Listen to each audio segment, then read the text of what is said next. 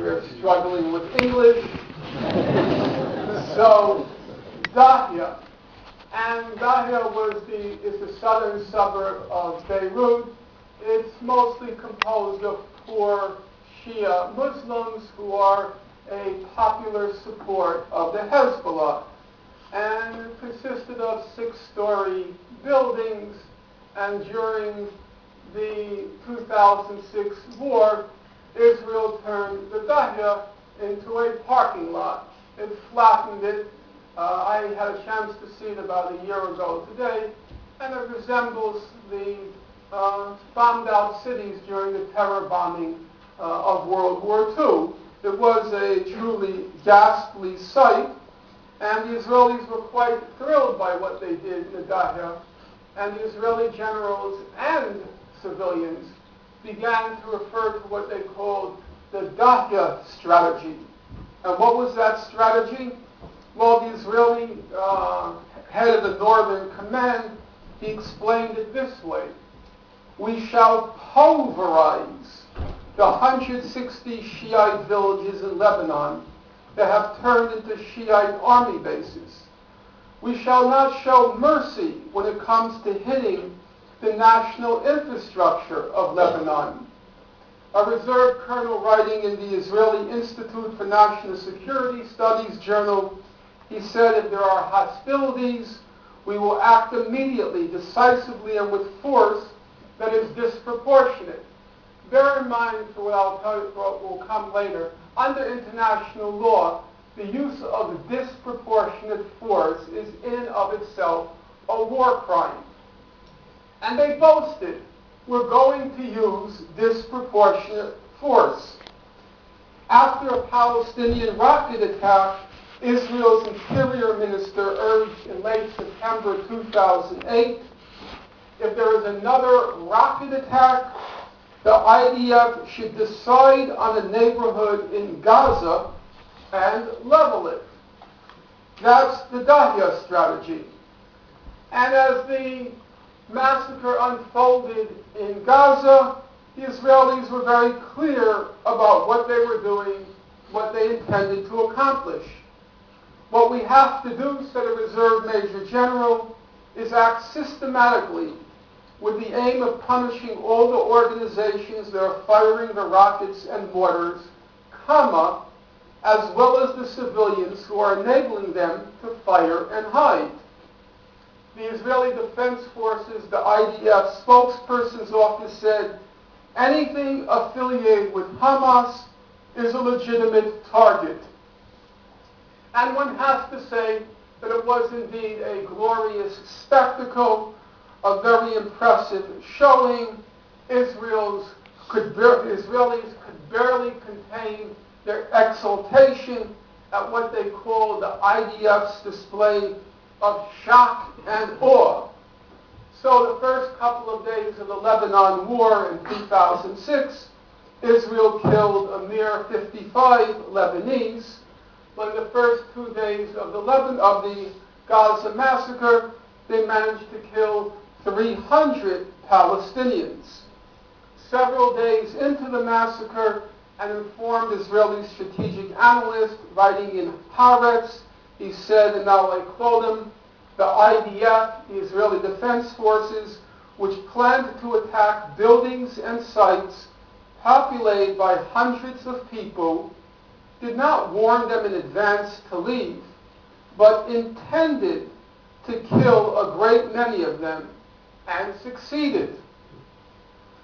Benny Morris, that sometime historian and full-time propagandist, he could barely contain his pride at what he called, quote, Israel's highly efficient air assault on Hamas. Not all Israelis were so impressed. There was this fellow, B. Michael, a very good columnist, and he said, I don't think it's very impressive to send helicopter gunships and jet planes over a giant prison and fire at its people. Who are these people? Well, some of you may remember the first or second day of the war, these police were killed. Who are the police? Gideon Levy describes them. He said 70 traffic cops at their graduation ceremony, young men in desperate search of a livelihood, who thought they'd found it in the police and instead found death from the skies. Incidentally, wasn't an accident. Israel planned for months whether or not to target that graduation ceremony. And there was all sorts of debate with their military legal experts and their security experts and all their experts. They decided it's okay. Why not blow away 70 kids at graduation, 70 traffic cops? As Israel targeted schools, mosques, hospitals, ambulances, UN sanctuaries, as it flattened entire civilian neighborhoods, as it slaughtered and incinerated Gaza's defenseless civilian population, as Amnesty International pointed out today in the report that it issued, as it sprayed all over Gaza, not in just one neighborhood, all over Gaza, the white phosphorus. Israeli commentators gloated. One said, Gaza is to Lebanon as the second sitting for an exam is to the first, a second chance to get it right. And this time around, Israel has hurled Gaza back not 20 years, as it did in Lebanon, but we hurled Gaza back 60 years into the 1940s. Electricity is available only for a few hours a day. Notice, and I'll continue, there's not even a pretense that what happened in Gaza had to do with the rocket attacks. It was all about restoring its deterrence capacity. So a second commentator says, Israel regained its deterrence capabilities because the war in Gaza has compensated for the shortcomings of the 2006 Lebanon war. And a third said, there is no doubt that Hezbollah leader Hassan Nasrallah is upset these days. There will no longer be anyone in the Arab world who can claim that Israel is weak. And it's true. Who can now claim that Israel is weak?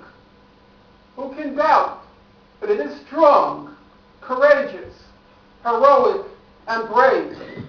It caged in behind barbed wire fences and concrete walls, a teeming refugee population. About 80% of Gaza is refugees and their descendants. A teeming refugee population, half of which is under 16 years of age.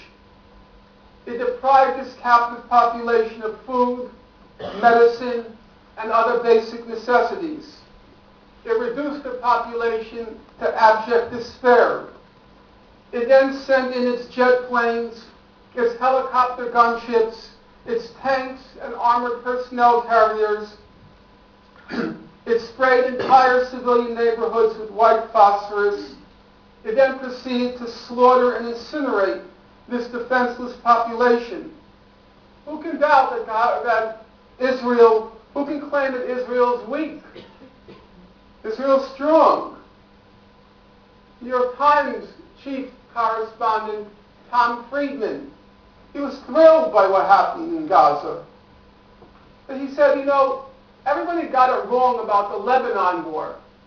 People think, he says, that Israel was defeated in the Lebanon war. It's not true. In fact, Israel won the Lebanon war. Why did it win?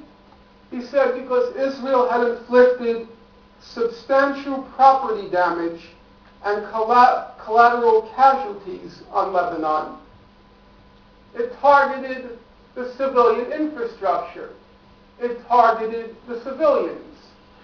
In normal parlance, that's called terrorism. But not for Thomas Friedman. He's too refined for that. He doesn't call it terrorism. He calls it education. He said that Israel administered, quote, an education to Hezbollah.